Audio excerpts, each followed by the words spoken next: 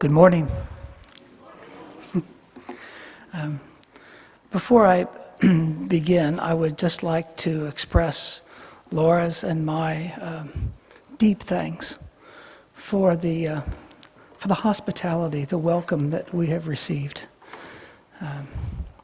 Margaret and Claire and Cynthia, Warwick and Jeff, and for all the work that everyone has done over these last several days, and for the community itself, for your participation in these last days and real conversation. I have been deeply moved and am very grateful. You have welcomed these two strangers into your midst, and we are profoundly grateful and in your debt. Thank you. So our gospel text from Matthew 25 is sometimes used to argue that Jesus was an apocalypticist, that he was fascinated and concerned with the end of the world, that he anticipated the end of time, hence the final judgment. Bart Ehrman is one rather popular scholar, among others making this kind of argument. But Ehrman, I think, fails to consider the possibility that Matthew is using an apocalyptic frame to focus on a wisdom teaching. How entertaining. Here we go. To help us see what might be at stake in Matthew's language of a final judgment, I want us to look for a bit at this wonderful first reading from Deuteronomy. To set that text up just a bit more, our reading is taken from Moses' final speech. It's a lengthy speech to the people of Israel before he goes off to the desert, to Mount Nebo, to die. God will allow him to glimpse the promised land in his final days, but not to enter it. A vision, a text that the Reverend Dr. Martin Luther King would draw upon the night before he was assassinated in 1968, when he said, "I might not get to the promised land with you, but tonight I am sure that we as a people will get to the promised land." And so the passage that we read, "Surely this command that I am commanding you this day is not too hard for you, neither is it far away. It is not in heaven that you should say, 'Who will go up to heaven for us and get it for us, so that we may hear it and observe it?' Neither is it beyond the sea that you should say, 'Who will cross to the other side of the sea for us and get it for us, so that we may hear it and observe it?'" Do you hear all those intermingling steps? Who's going to do this, and then this, and then this? All those are places along the way where the message could get lost. Right? But wait. Who did go up the mountain toward the heavens to get the commandments for the people? Wasn't that Moses? And who led them across the Red Sea? Wasn't that Moses? It's as if Moses is deconstructing himself here. In teaching that is full of great compassion, he says to them, in a sense, "You no longer need me. No, the word is very near to you," he says. "It is in your mouth, it is in your heart, so that you can do it. Thus it is okay that I leave. Thus it is okay that you no longer need me, because this word is so near to you." And yet at the heart of the commandment that he is giving to them is a fundamental choice. "I call heaven and earth to witness that I have set before you life and death, blessings and curses. Choose life so that you may live and your descendants may live." At stake here is wisdom. Choose wisely. Choose so that you may be well, that your posterity will be well.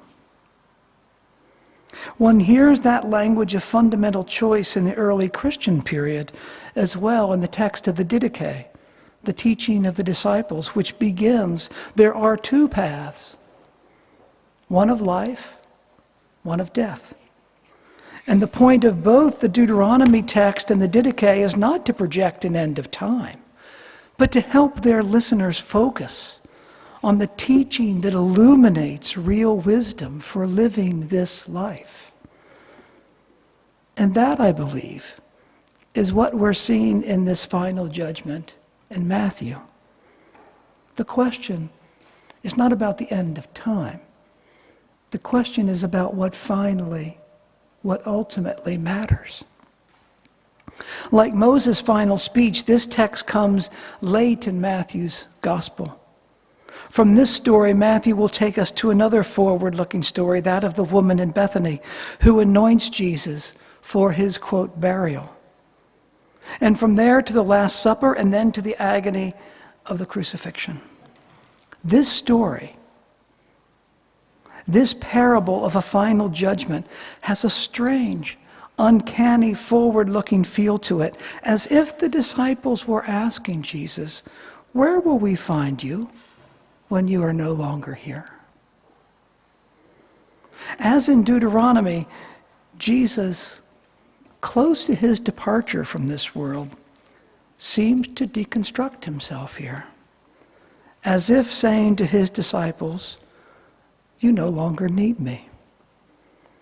As if to say, "You will find me by letting me go and looking for me where you least expect."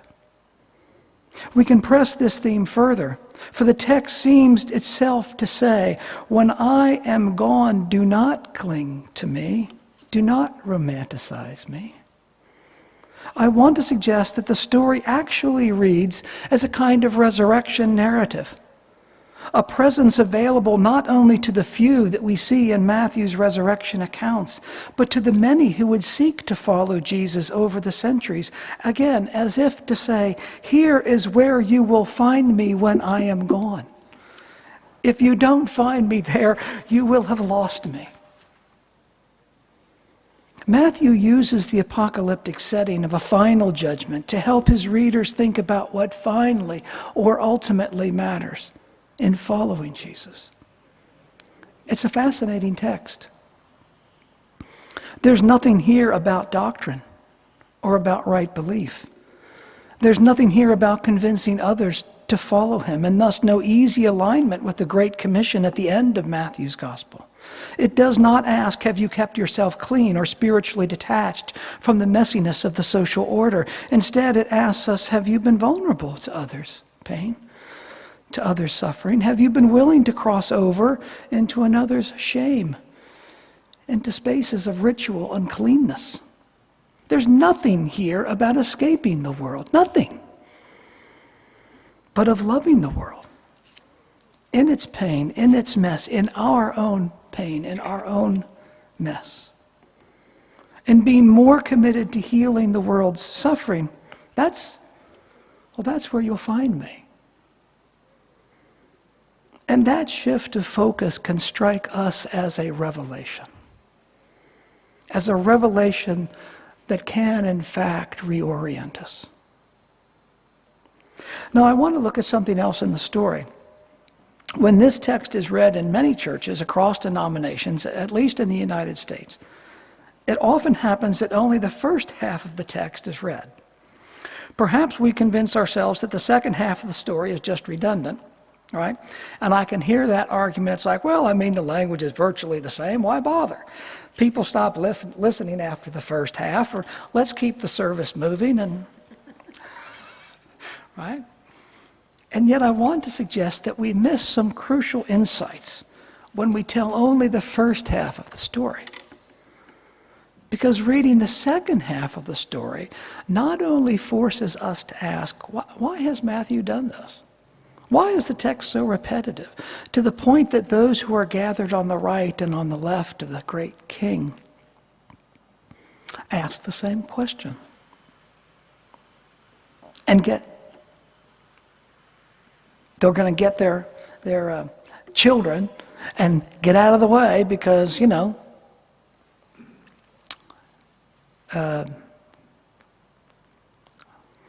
this fabulous presence of God is going to be coming into their presence. So let's play this out. Imagine that you are in the first half of the story. You're a part of the group gathered before the great king. You've already been separated into groups, and you're on the good side. And the king has just told you that you're in and why, for I was hungry and you gave me food. And you decide to pipe up, "Oh Lord, when did we see you hungry and give you no food?" And everyone around you starts kicking you and saying, "Hey, you bloke, would you put a lid on it already?" Right? You're going to throw us in, you're going to get us in trouble here. None of us saw him, but just play along. Right? But the question reveals something important about you and about those who are on the right. There's an innocence there, a curiosity, an honesty. In other words, the character on the right comes through precisely because they did not know it was the Christ. And thus they were not looking for a reward. When they're asking him, "When did we see you?" And those on the right are saying, "What are you doing? Shut up." No. The story reveals something not only about the evasive presence of the holy, but also something crucial about the kind of open-heartedness required to cross those social and ritualized boundaries. And now let's look at the second half of the story. There you are before the great king. You've already been separated into groups, and the king has just told you on the left that you're going down and why. And you decide to ask the very same question. Now, "Oh Lord, when did we see you?" At this time, everyone around you chips in and says, "Yeah, when was that?" As if to say, if we'd known it was you, we would have fed you. The very same words seem to reveal a very different state of mind. Defensive, self-protective, fearful, a little hostile. Nobody told us. We couldn't know this was required of us. That indeed seems to be the way of death. If we'd only known it was you, we'd have visited you. In that defensiveness, I hear the longing for something easier. Just tell us what to believe. Tell us to defend the truth of Scripture. But instead, Jesus, the great King here, seems to say, "Don't cling to me. Find me in the midst of your life, in the way I have shown you time and again in parable and in practice." In this passage, Jesus focuses not on academic issues, but on the deeper issue of our own internalized feelings towards others. Feelings that support our social importance, internalized feelings that teach us our superiority over others, as well as a fear of those others. This is true in the parable of the Samaritan and in other parables. Jesus knows how the empire, the Roman Empire, divides a people. And what Jesus is trying to do in his parables is to restore a social fabric that has been deeply manipulated. In a very strange way, Jesus, as the eschatological judge in this story, says to both groups, "Belief in me is not the criterion of salvation. The people you can't see, that you won't see, that's the criterion. In a real sense, it's that person, the one you've made invisible, that's the eschatological judge." The story turns the whole notion of divine authority upside down. And notice as the story unfolds, we who are the hearers of the story are in a much better position than either group in the story, for we are now learning the key criteria of genuine faith. That's the wisdom dimension again of this text. We now know better than either of those two groups how we should live in the here and now and how it is that we meet Jesus, even as we let go of him. Once one grasps the challenge of this story, once one knows that its point is to open our eyes and to challenge our own sense of how to live a faithful life, of what is worth living for, one can let go of that whole final judgment scene with its rewards and punishments. I agree with John Caputo, a theologian in the States, that the emphasis on divine rewards and punishments over the centuries has blunted the real issue at the heart of this story. The story is not to give us the cheat sheet for the final exam, as it were. Instead, the story asks us to continue the revolutionary vision and practice of Jesus.